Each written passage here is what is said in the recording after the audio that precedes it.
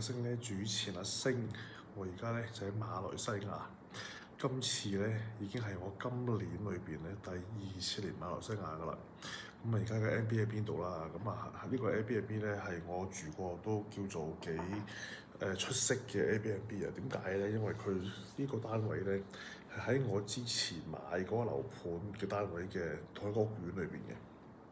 咁就即係熟我嘅朋友知我買咗邊度啦，咁啊真係幾好住嘅，咁啱俾我揾到喎，好難揾嘅，因為呢個屋苑，咁就住得幾舒服今次啊，咁啊亦都俾我屋企人感受下咧，因為之前間屋收咗翻嚟咧，我都自己租出去，咁啊前年賣咗啦，都冇機會去俾佢哋住，咁啊今次咧就補償翻俾佢哋叫做啊。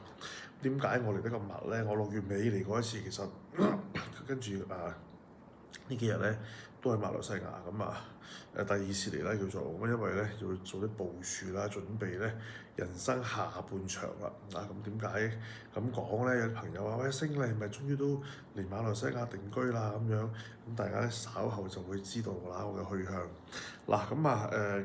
今次想講咩咧？咁樣。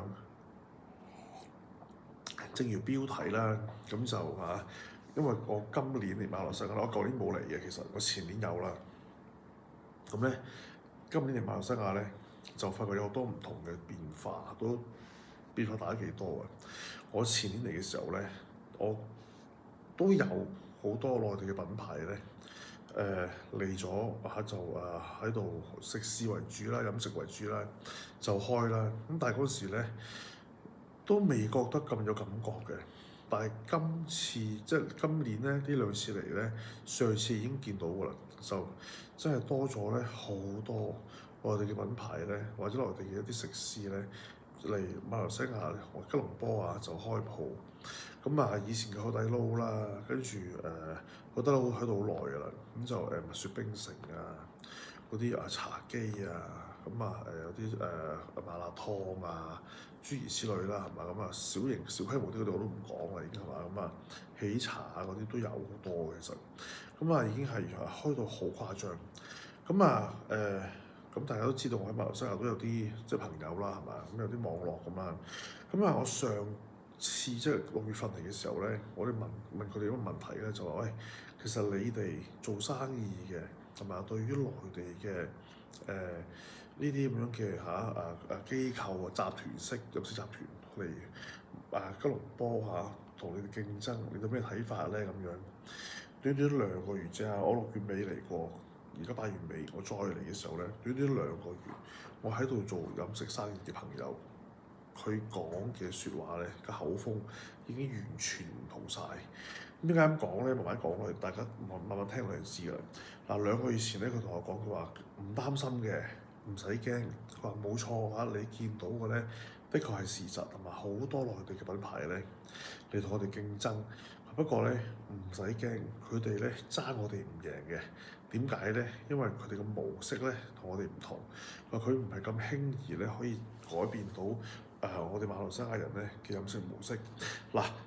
強調一點先，大家做個釐身先。我今日講呢條片咧，所謂馬來西亞人嘅觀點咧，嚟自2樣嘢嘅啫。第一係我自己觀察，第二就係我做生意嘅朋友嗰啲朋友口中咧話俾我聽，佢哋點樣睇。當然不能夠代表全部馬來西亞人OK？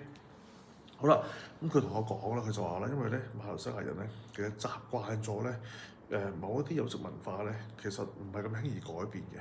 個內地嘅公司、內地嘅模式嚟到咧，係會有一陣衝擊會令到有啲人咧想試，但係試完之後咧，呢啲唔長久嘅，唔擔心嘅。跟住佢同我講啦，佢話有啲鋪頭你會見到馬來西亞本身都有啲鋪頭係做中餐嘅，係咪？有啲雲吞麵諸如此類。佢話點樣分咧？佢同我講嘅點樣分咧？佢話咧好簡單嘅啫。佢話本地人開嘅鋪頭咧，夜晚11點就會閂門㗎啦。佢因為咧呢個本地飲食文化裏邊咧，佢夜晚11點後咧，佢哋好少咧去幫襯呢啲鋪頭嘅，通常咧就幫襯嗰啲叫媽媽檔啊，咩媽媽檔咧，就印度人開嘅鋪頭，咁就食宵夜啊，食嗰啲印度麵啊，咁咖喱啊，嗰啲餅啊，薄餅咧，咁飲啲印度檸檬茶都其實 OK 嘅，咁不過濃味少少同埋平啊勝在，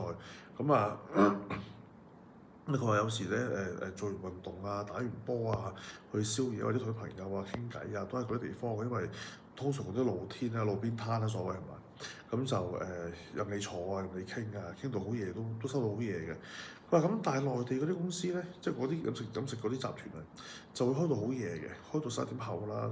有一次我同朋友飲完酒2點幾鐘，都仲有鋪頭開緊，走咗入去食啦，全場咧〜得我哋一台嘅啫，但係咧佢有成8、9個夥計咧喺度咧就招呼嘅。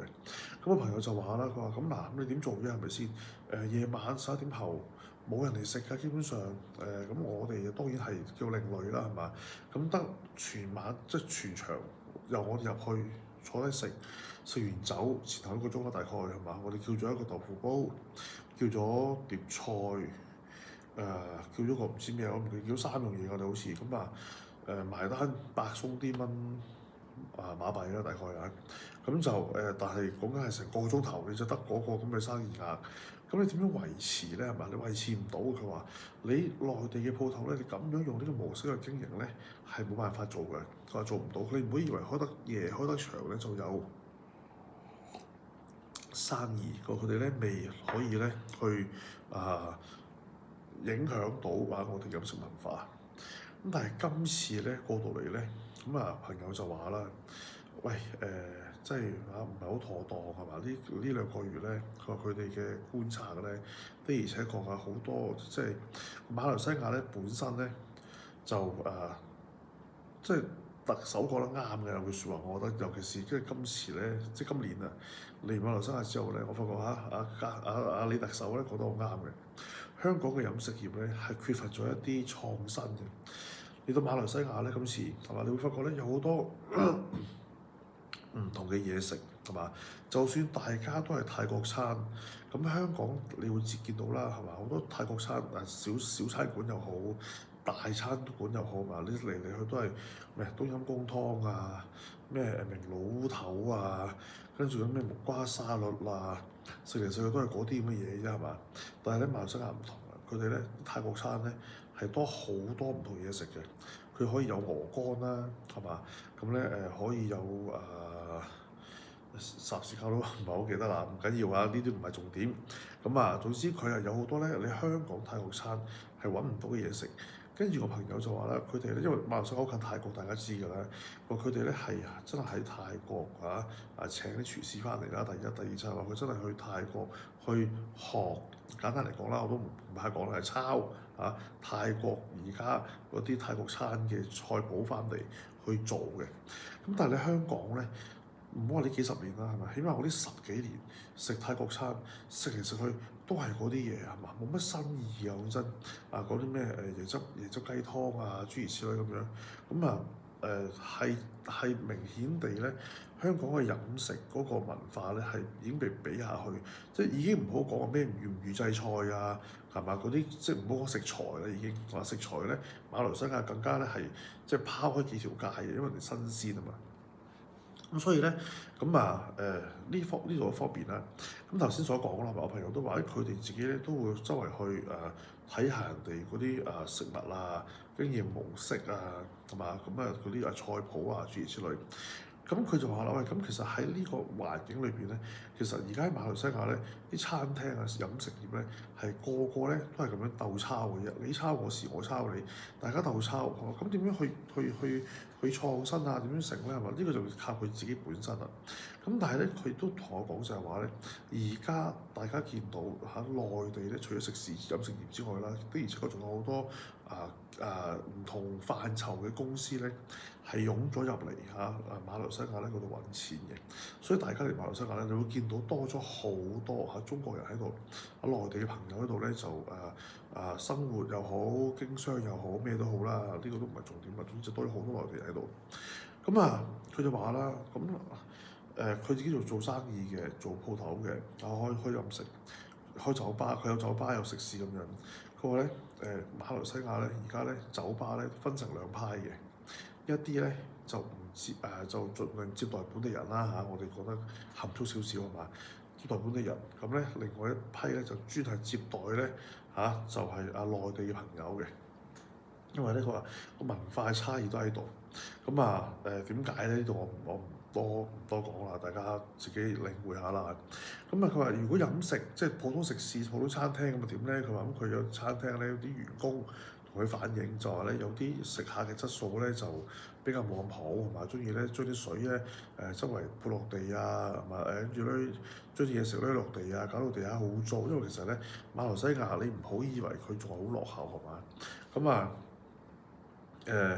其實咧，佢啲商場而家新起嗰啲商場嗰啲規模咧，嗰啲模式啊，即係你問我咧，其實靚過香港嘅商場嘅。同埋起碼有啲牌子我自己都未見過先啦，係嘛？唔係成日都話哇行嚟去都係嗰啲叫做倒模式商場係嘛？有啲係牌子係值得大家去睇一睇嘅。咁所以咧頭先講啦，即係大家飲食文化嘅差異啦。佢話咁佢啲伙計同佢講話咁樣唔掂喎，老細係嘛？影響到其他人啊嘛。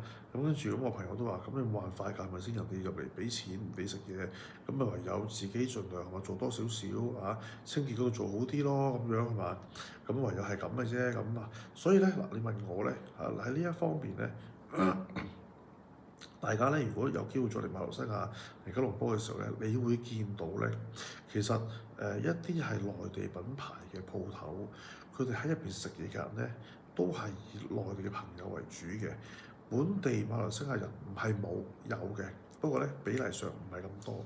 咁你會見到其他馬來西亞人聚集多嘅地方咧，嗰啲咧都係咧以馬來西亞人，即係馬來西亞本地人去開嘅鋪頭為主嘅。咁所以大家如果你我嚟到唔知有咩好食，或者唔知邊啲餐廳靠得住咧，呢個係個指標嚟嘅。好啦，第二啦，當然要講啦，呢度講少少題外話啦。佢究竟點樣分係咪馬來西亞嘅華人同埋內地嘅朋友咧係咪？因為大家都係都係華人血緣啦係嘛？個樣其實似噶嘛。好簡單嘅啫。首先大家睇佢衣着就知㗎啦。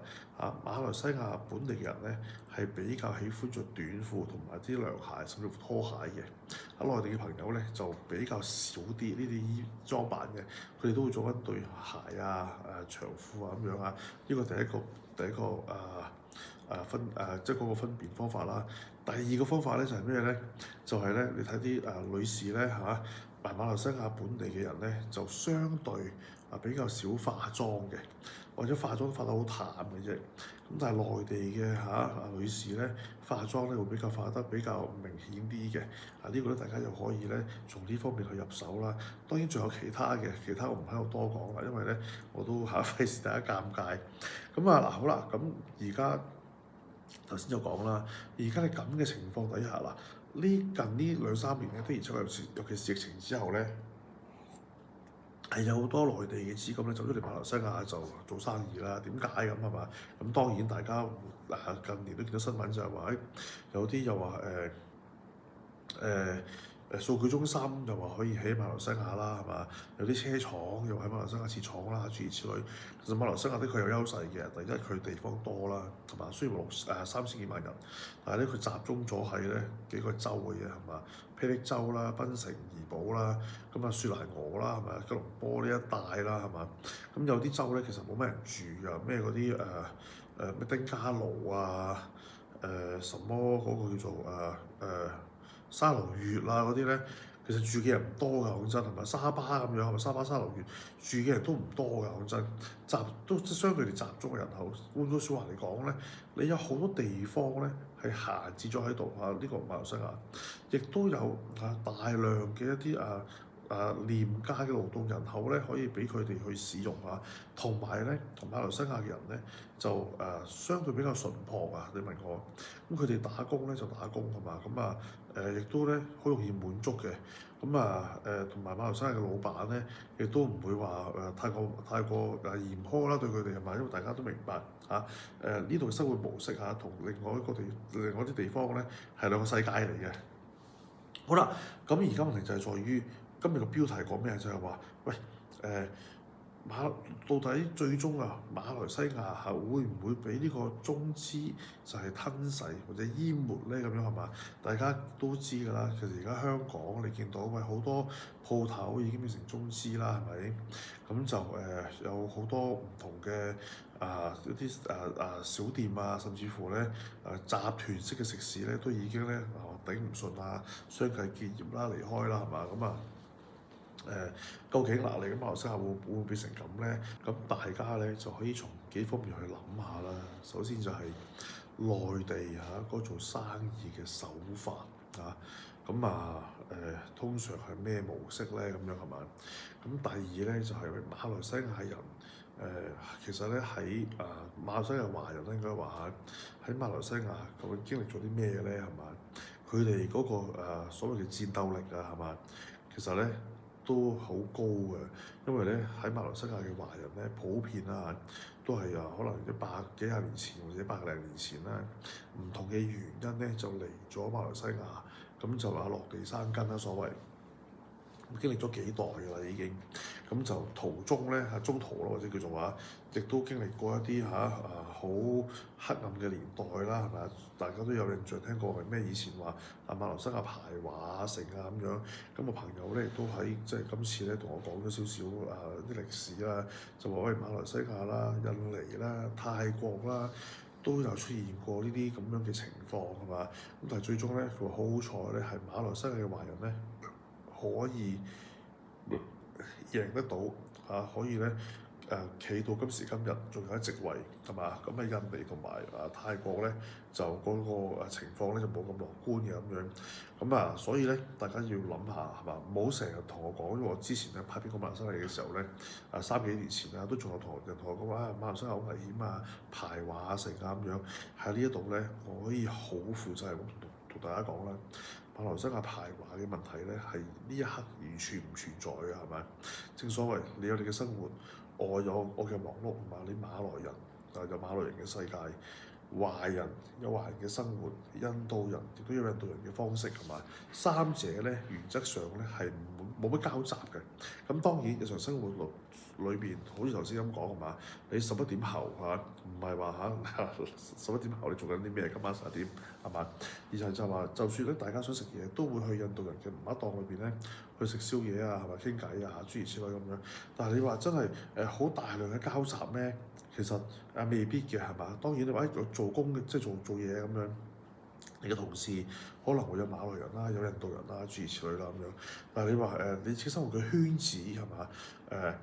最主要嗰班朋友可能咧都係同自己相同嘅種族咁樣嗰個意思嘅啫。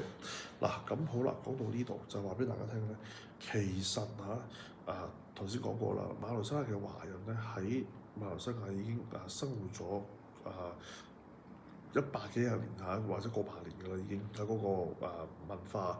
咁捱到今時今日咧，或者撐到今時今日咧，唔係容易嘅呢個猛虎同埋地頭蟲之爭馬來西亞究竟會唔會或者叫吉隆坡先啦係嘛？會唔會俾中資去淹沒咧？